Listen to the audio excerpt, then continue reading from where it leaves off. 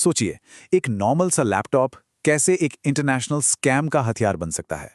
आज हम modern digital धोखाधड़ी की इसी छिपी हुई और सोफिस्टिकेटेड दुनिया की बात करने वाले हैं, जो अब कोई छोटी मोटी बात नहीं रही, बल्कि पूरी की पूरी एक ऑर्गेनाइज्ड इंडस्ट्री बन चुकी है।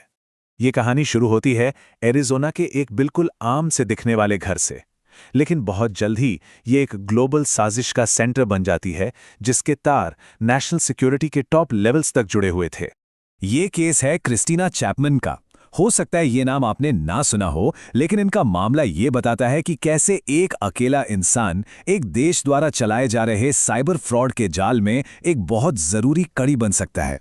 बाहर से देखने में ये किसी भी दूसरे अमेरिकी घर जैसा ही लगता था, लेकिन अंदर ये एक बहुत बड़े इंटरनेशनल फ्रॉड ऑपरेशन का नर्व सेंटर था, जो दुनिया भर की सैकड़ों कंपनियों को चुपचाप अपना निशाना बना रहा था।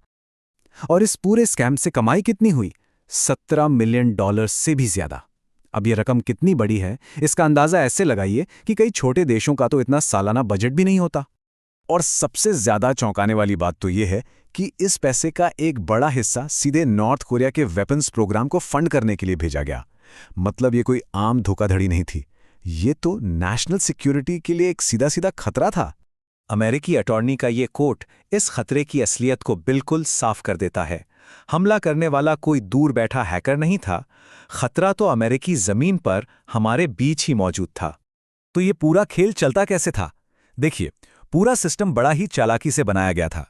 नॉर्थ कोरिया के आईटी वर्कर्स चोरी की हुई अमेरिकी पहचान का इस्तेमाल करते थे, और चैपमैन का जो लैपटॉप फार्म था वो ये दिखावा करता था कि ये लोग फिजिकली अमेरिका में ही हैं।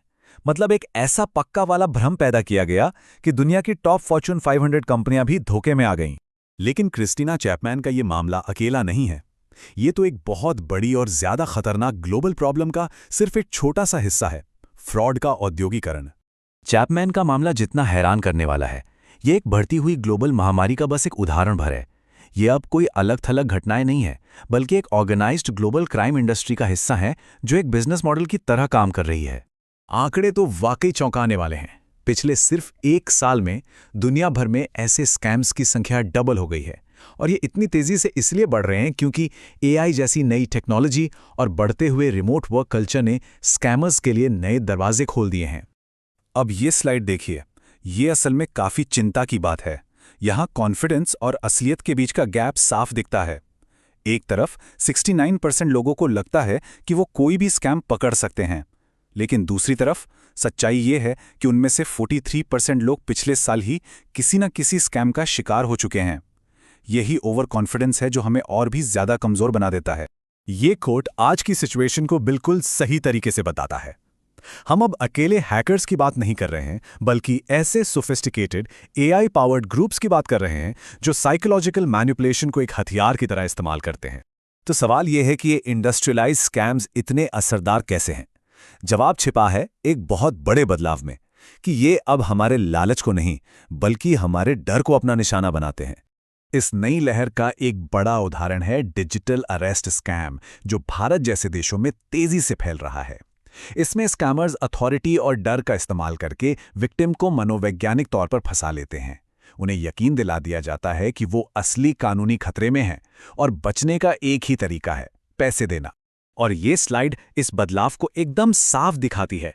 पुराने स्कैम्स आपके लालच पर खेलते थे कि आपकी लॉटरी लग गई है, लेकिन नए स्कैम्स आपके डर का फायदा उठाते हैं। वो एक ऐसी मुसीबत खड़ी कर देते हैं जिससे आपको लगता है कि सिर्फ पैसे देकर ही बचा जा सकता है।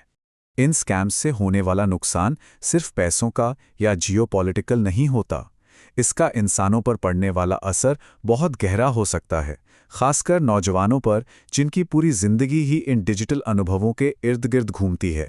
ये आंकड़ा आपको हैरान कर सकता है।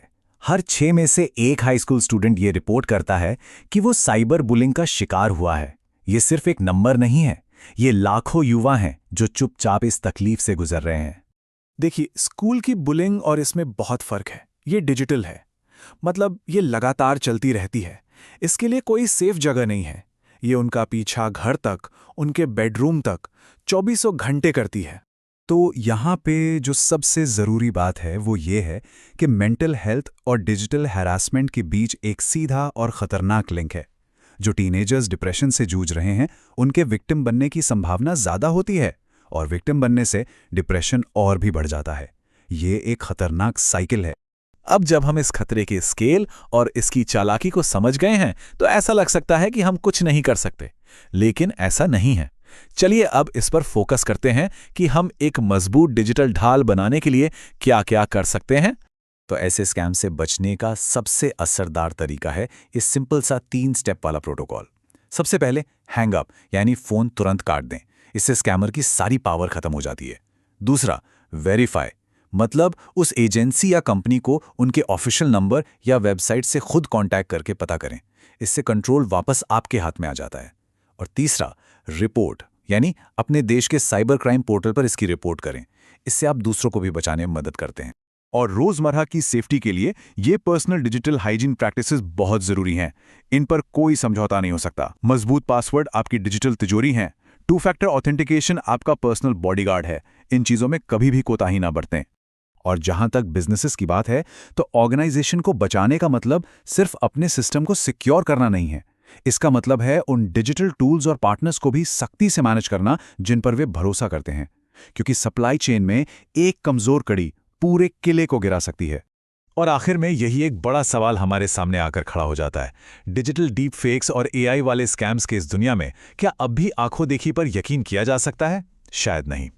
और ये बात हमें सिखाती है कि हमारी डिजिटल लाइफ में अब क्रिटिकल थिंकिंग, मतलब हर चीज पर सवाल उठाना कितना जरूरी हो गया है। आज के समय में शक करना ही हमारा सबसे बड़ा हथियार है।